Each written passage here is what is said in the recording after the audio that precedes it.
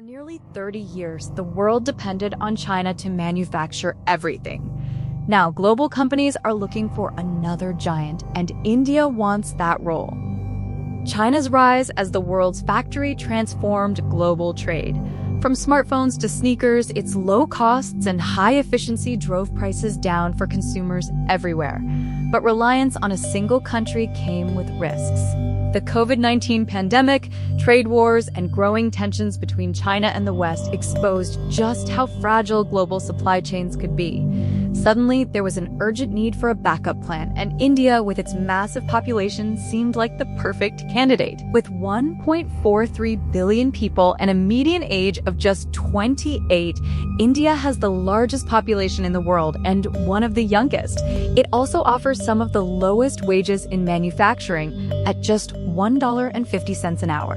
Compare that to China, where wages are over 4 times higher. On paper, it seems like a no-brainer. But taking over China's role as the global manufacturing hub is not so simple. After all, China didn't become an industrial powerhouse overnight. It took decades of intense planning, infrastructure investment, and policy coordination. India has plenty of ambition, but can it replicate China's success? Let's start with how China got to where it is today.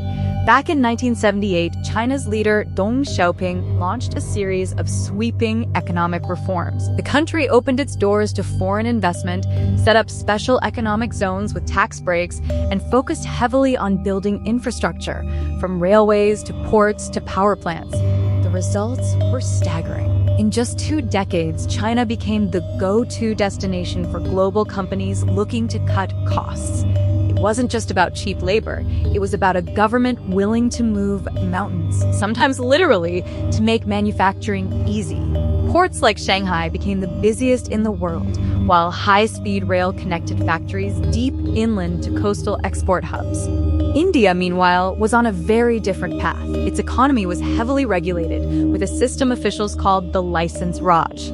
Starting a business often required navigating a maze of permits, approvals, and delays.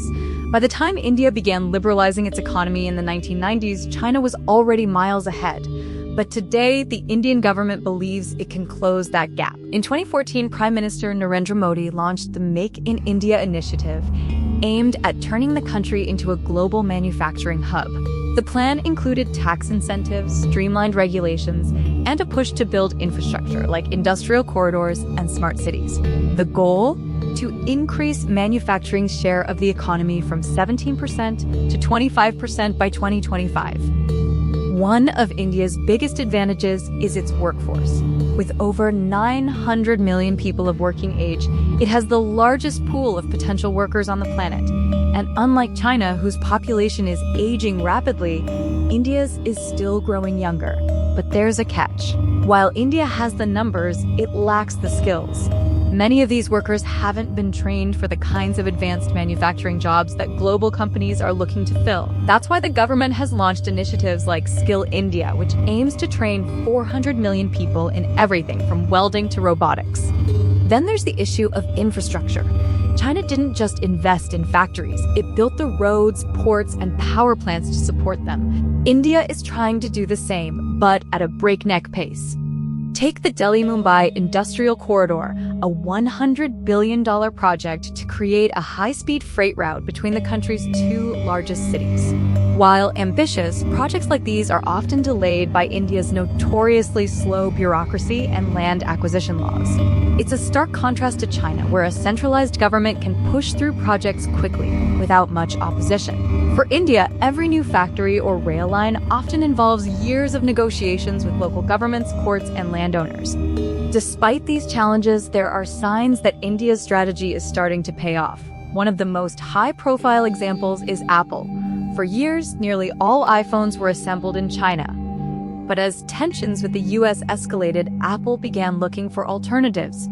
India became an attractive option. In 2017, Apple started producing a small number of iPhones in the country. By 2024, roughly 1 in 7 iPhones was being assembled there. This is part of a broader trend called the China Plus One strategy, where global companies keep some production in China but diversify to other countries. India has also launched a $26 billion production-linked incentive scheme to attract investment in 14 key sectors, from electronics to pharmaceuticals. And in 2021, the government announced a $10 billion India semiconductor mission to build its first chip manufacturing plants.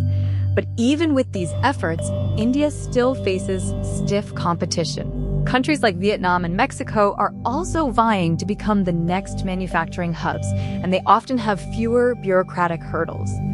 Meanwhile, automation is changing the rules of the game. As robots take over more manufacturing tasks, the cost of labor becomes less important. That could undermine one of India's biggest advantages, its cheap workforce. India's ambition to become the next China is both inspiring and daunting. On one hand, it has the population, the wages, and the geopolitical momentum to attract global businesses. On the other hand, its challenges, from infrastructure gaps to bureaucratic delays to a skills mismatch, are significant. What's clear is that the world is entering a new phase of globalization. The era of one dominant manufacturing hub may be over, replaced by a more fragmented system with multiple centers of production. For India, the stakes couldn't be higher. If it succeeds, it could lift hundreds of millions out of poverty and reshape the global economy. If it fails, it risks squandering its demographic dividend and falling behind in the race for industrialization. Can a democracy build factories at the speed an autocracy can? And if it can't, what does that mean for the rest of the world?